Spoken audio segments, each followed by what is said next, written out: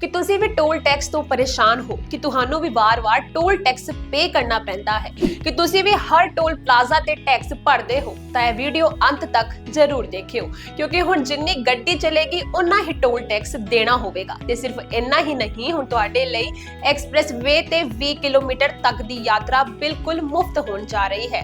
ਆਉਣ ਵਾਲੇ ਦਿਨਾਂ ਤੋਂ ਤੁਹਾਨੂੰ ਟੋਲ ਬੂਥ ਤੇ ਟੋਲ ਟੈਕਸ ਅਦਾ ਕਰਨ ਦੀ ਲੋੜ ਨਹੀਂ ਪਵੇਗੀ। दरअसल सरकार ने टोल वसूली ਲਈ GPS आधारित प्रणाली ਨੂੰ ਨੋਟੀਫਾਈ ਕਰ ਦਿੱਤਾ ਹੈ।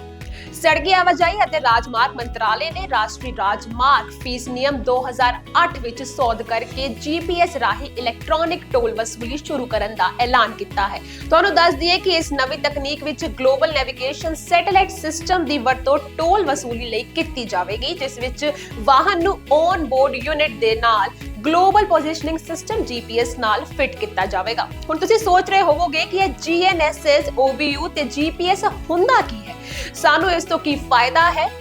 ਇਹਨਾਂ ਸਾਰੇ ਸਵਾਲਾਂ ਦਾ ਜਵਾਬ ਅਸੀਂ ਤੁਹਾਨੂੰ ਇਸ ਵੀਡੀਓ 'ਚ ਦੇਣ ਦੀ ਕੋਸ਼ਿਸ਼ ਕਰਾਂਗੇ।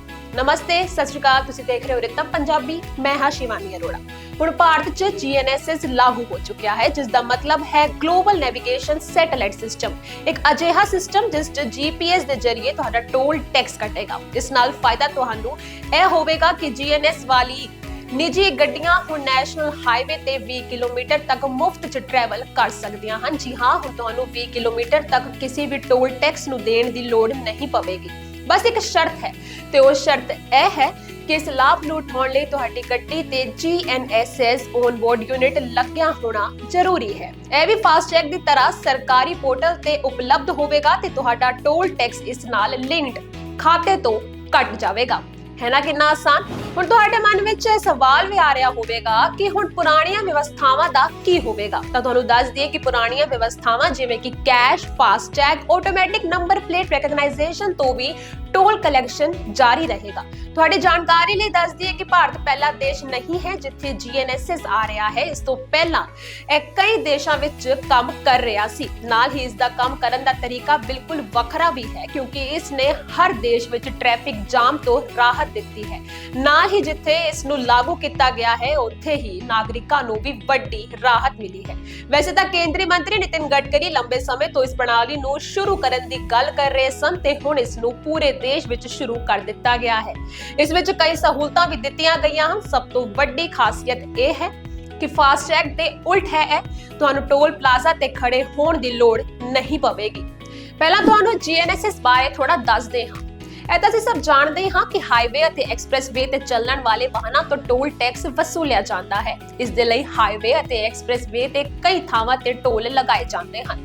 ਇੱਥੋਂ ਲੰਘਣ ਵਾਲੇ ਵਾਹਨਾਂ ਤੋਂ ਕੈਸ਼ ਲਿਆ ਜਾਂਦਾ ਸੀ, ਬਾਅਦ ਵਿੱਚ ਫਾਸਟੈਗ ਦੀ ਸਹੂਲਤ ਆਈ। ਹੁਣ GNSS ਆ ਗਿਆ ਹੈ। ਇਹ ਸੈਟੇਲਾਈਟ ਆਧਾਰਿਤ ਨੈਵੀਗੇਸ਼ਨ ਸਿਸਟਮ ਹੈ। ਹੁਣ ਜਦੋਂ ਵੀ ਕੋਈ ਵੀ ਵਾਹਨ ਹਾਈਵੇ ਜਾਂ ਐਕਸਪ੍ਰੈਸ ਵੇ ਤੇ ਸਫ਼ਰ ਕਰੇਗਾ ਤਾਂ ਦੂਰੀ ਦੇ ਹਿਸਾਬ ਨਾਲ ਖਾਤੇ 'ਚੋਂ ਆਪਣੇ ਆਪ ਹੀ ਪੈਸੇ ਕੱਟ ਲਏ ਜਾਣਗੇ।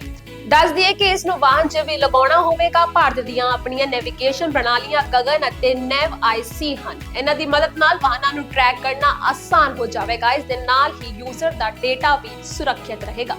ਹੁਣ ਸਵਾਲ ਇਹ ਬਣਦਾ ਹੈ ਕਿ GNSS ਸਿਸਟਮ ਕੰਮ ਕਿਵੇਂ ਕਰੇਗਾ। ਦੱਸ ਦਈਏ ਕਿ ਸਰਕਾਰ ਦਾ ਇਹ ਨਵਾਂ ਸੈਟੇਲਾਈਟ ਸਿਸਟਮ GPS ਤੇ ਆਧਾਰਿਤ ਹੋਵੇਗਾ।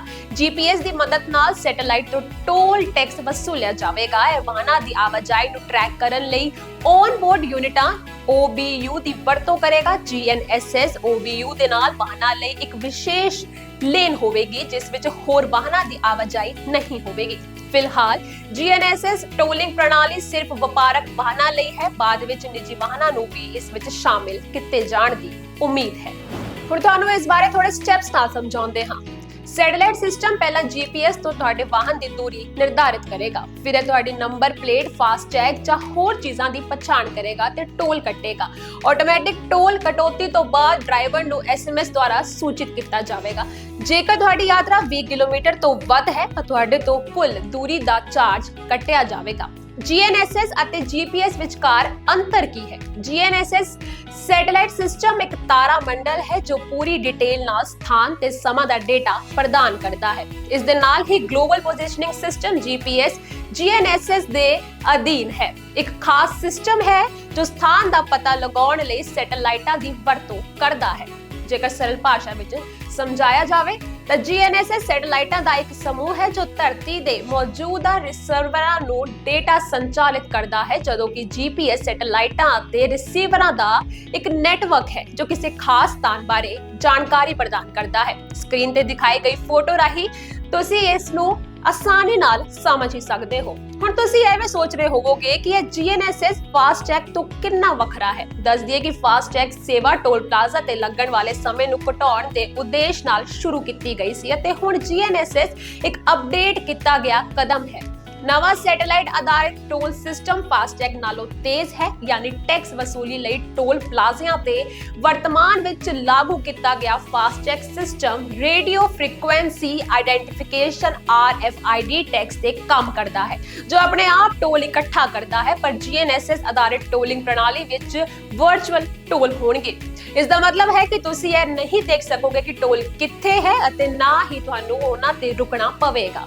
है ना बड़ी दिलचस्प गल। मीडिया रिपोर्टां मुताबिक यह सहूलत शुरू विच अप्रैल-जून 2025 तक सिर्फ 2000 किलोमीटर ही कवर करेगी, जिस तो बाद GNSS सिस्टम ਨੂੰ ਹੌਲੀ-ਹੌਲੀ ਵਧਾਇਆ ਜਾਵੇਗਾ। ਜੇ ਜਾਣਕਾਰੀ ਪਸੰਦ ਆਈ ਹੋਵੇ ਤਾਂ ਵੀਡੀਓ ਨੂੰ ਲਾਈਕ ਤੇ ਸ਼ੇਅਰ ਜ਼ਰੂਰ ਕਰਿਓ।